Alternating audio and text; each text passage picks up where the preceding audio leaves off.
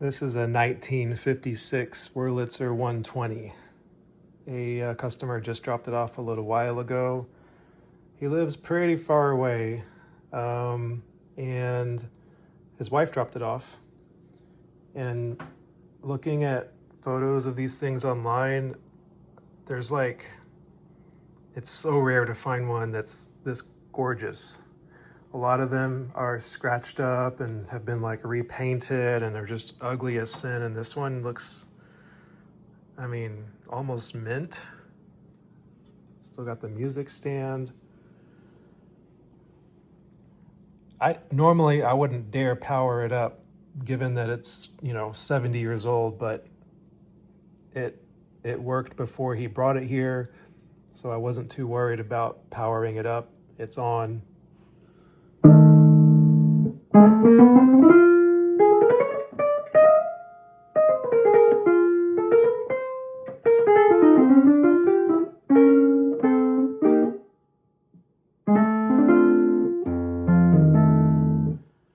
No tremolo, but an external amp was sold by Wurlitzer that had tremolo in the amp cabinet, but not built in.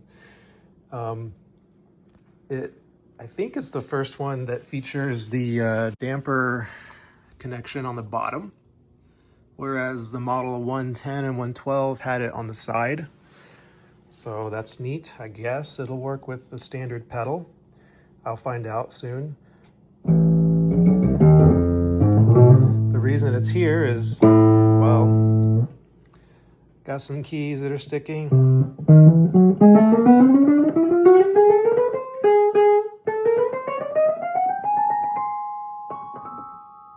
That's normal. Those notes don't have dampers. So I'm going to do what I can to lubricate the action centers, clean if it's dirty, ease the keys if that's what it needs. The thing is, I only have it for a week, and so if I need parts, I gotta find out pretty much today what parts I need. If I don't need parts and I just need to clean up and adjust the action, great. I can probably finish this thing in a week, but we'll see. The first thing you notice about the Wurlitzer 120 action is the reed bar is backwards.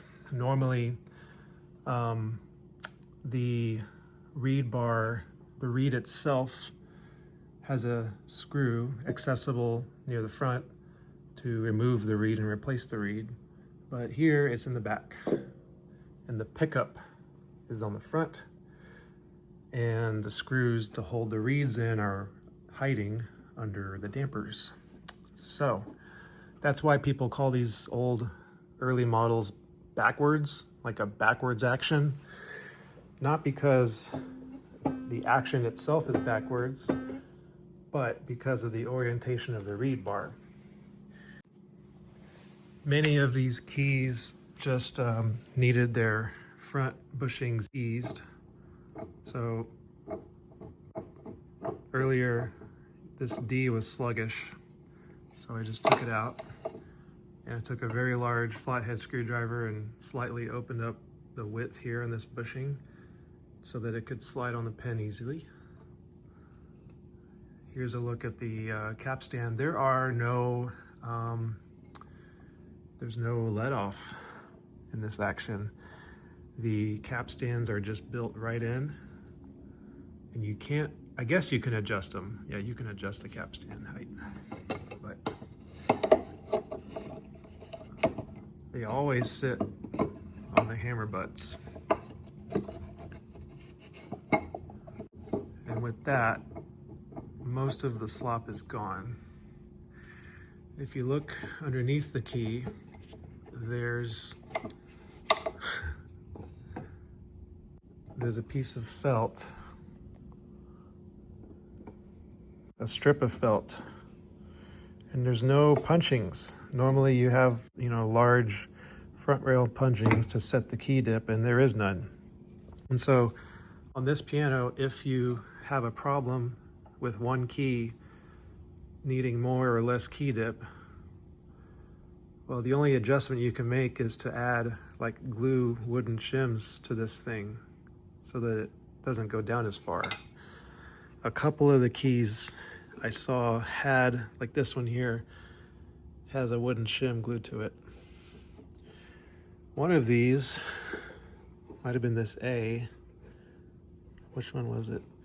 There was a bunch of putty, like gooey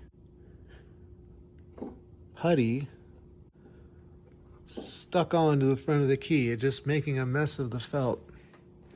So I scraped that off because I didn't think it needed to be there. So the key bed is really clean. Really clean. I mean, this looks factory fresh, really, considering it's 70 years old. Either this thing has been immaculately kept all of its life, or someone somewhere did a thorough restoration job. It came out of a church. I heard that it came out of a church in New Mexico, and it sat there for like 30 years. So what I'm going to do now is take some Protect lube, and I'm going to lube the action centers and go from there. Here's the thing. You cannot access the reeds because the dampers are in the way, and removing dampers, I guess, is possible, but you'd have to reach in here for every single damper. And see that screw right at the top? You'd have to unscrew the damper, all of them. And I can't, that's a lot of work. So a friend of mine recommended setting the reed bar on top of some 2x4s and connecting it to the amp as normal, and hitting the reeds with something to make them make sound to tune it, which sounds great, except for one little problem. When I turn this thing on,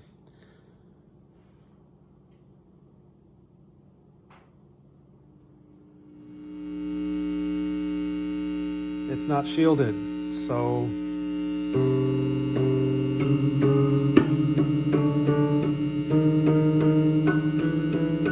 I can hit the reed and maybe hear it, but it's really hard to hear it over all this hum, and there's really no workaround to this problem that I can think of except to just pray that you can hear the reed loud enough by hitting it, and also be mindful that there's about 100 volts DC on the pickup bar, and so have to be real careful not to touch it while it's on, and after I turn it off, I have to give it a few moments to discharge. But you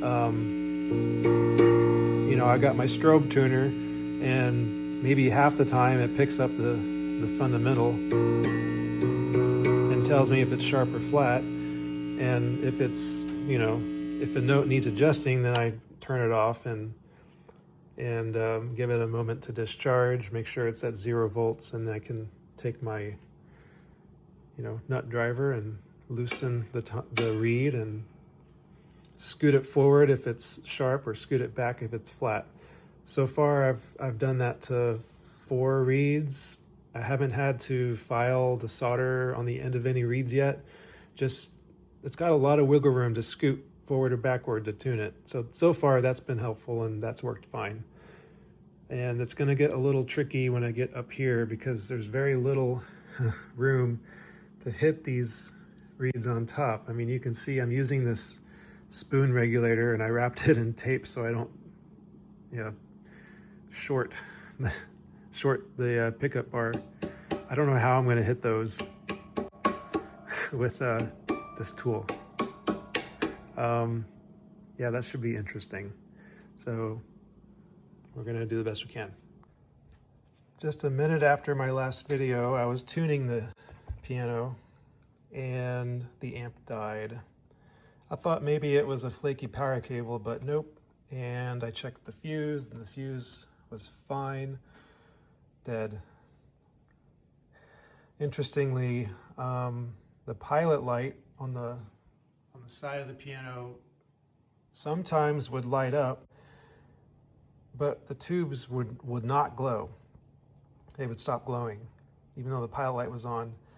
And I turned it off, and the pilot light stayed lit for a very long time. I think the pilot light is in parallel with B+.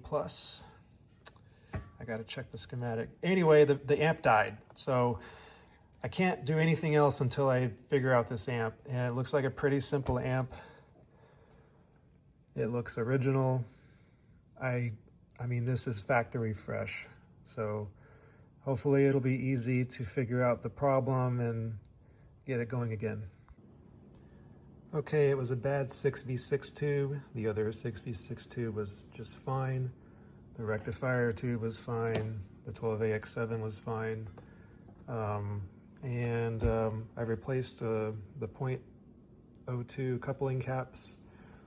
And the power supply is original, 70 years old.